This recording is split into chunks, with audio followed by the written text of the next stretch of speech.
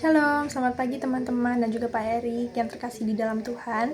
Sebelum kita mendengarkan renungan kita pada pagi hari ini, kita memuji dan memuliakan Tuhan, berterima kasih atas berkat-Nya karena kita boleh ada hingga hari ini hanya oleh karena kasih dan kebaikan Tuhan Yesus Kristus. Untuk itu, sebelum kita memulai renungan kita pada pagi hari ini, mari kita bersatu di dalam doa.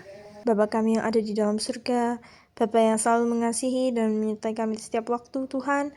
Pada pagi hari ini kami mengucap syukur atas berkat dan pertolongan-Mu, sehingga kami dapat mendengarkan sedikit dari firman-Mu di tempat kami masing-masing.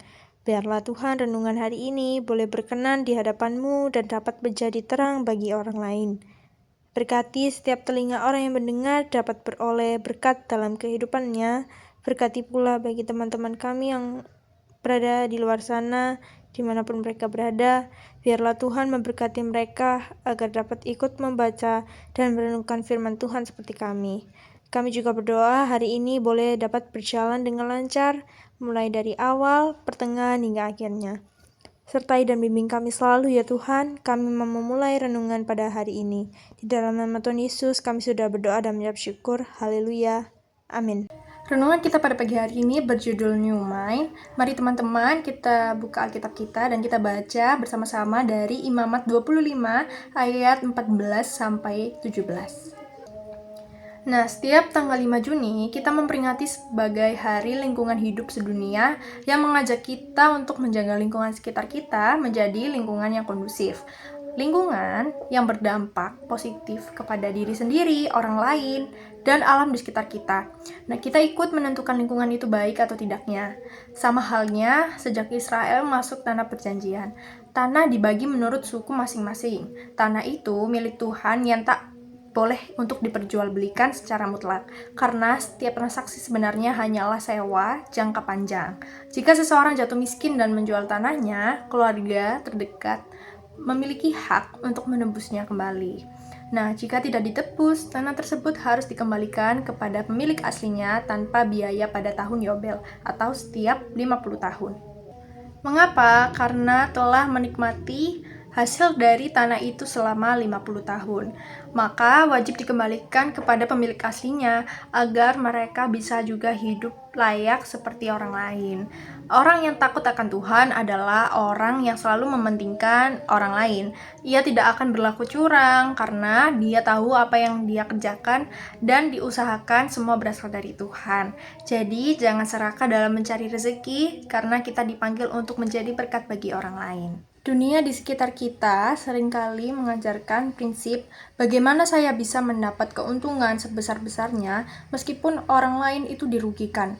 Nah, pola pikir atau mindset lama yang menguasai manusia berdosa adalah pola pikir yang egois, konsumtif, dan syarat pemanfaatan. Namun dalam Imamat 25 ayat 14-17 ini, Allah memberikan petunjuk mengenai hukum tahun Yobel, atau sebuah ketetapan yang menuntut new mind atau pola pikir baru dalam cara umatnya memandang transaksi, uang, dan sesama. Pola pikir yang telah diperbaharui ini mengubah cara kita bekerja dan berbisnis. Kita tidak lagi mencari celah untuk memanfaatkan ketidaktahuan sesama, melainkan memperlakukan mereka dengan rasa hormat. Pada akhirnya juga, fondasi utama dari New Mind ini adalah rasa takut akan Allah yang menjaga kita dari ketamakan dan mengingatkan bahwa Tuhan melihat setiap tindakan kita serta memanggil kita untuk mengasihi sesama, bukan menjadikan mereka objek keuntungan. Hari ini kita diajak untuk berperilaku dengan cara yang berbeda. Orang dagang itu cari untung sebesar-besarnya dan jangan sampai rugi. Namun hari ini kita diajak sebagai orang yang sudah menikmati berkat Tuhan. Bagilah berkat itu untuk dinikmati oleh sesama agar hidup yang kita jalani adalah hidup yang diberkati. Karena hidup ini adalah untuk menjadi berkat, bukan jadi batu sandungan bagi orang lain. Musuh terbesar kita juga adalah diri sendiri yang serakah dan tak takut akan Tuhan. Maukah hidup kita jadi berkat? Karena berkat Tuhanlah yang membuat kita ada hingga hari ini. Demikian firman Tuhan yang dapat kita dengarkan pada renungan pagi hari ini. Biarlah renungan yang kita dengarkan pada pagi hari ini dapat mengubah hati kita dan dapat kita terapkan juga dalam kehidupan kita sehari-hari. Untuk mengakhiri renungan pada pagi hari ini, mari kita bersatu di dalam doa. Terima kasih Tuhan Yesus yang telah memberi kelancaran dari awal mendengar renungan hingga pada akhirnya di mana setelah ini kami juga akan bersama-sama memulai aktivitas kami masing-masing ya Tuhan. Kami mohon pertolongan-Mu agar dilancarkan dalam segala aktivitas kami pada hari ini tanpa terjadi suatu masalah apapun. Kiranya Tuhan berkatilah pula sebagian dari kami yang saat ini hatinya belum tergerakkan untuk mendengarkan firman-Mu. Tuhan, tolong ketuk pintu hatinya agar mau bersama-sama dengan kami mendengarkan firman-Mu. Bagi mereka yang belum berkesempatan mendengar renungan ini karena sakit maupun kendala yang lainnya, kiranya Tuhan berkati mereka agar bisa kembali sembuh dan kembali mendengar firman-Mu bersama-sama dengan kami. Juga untuk teman-teman kami yang mengalami kendala, kiranya Tuhan berikan kelancaran selalu.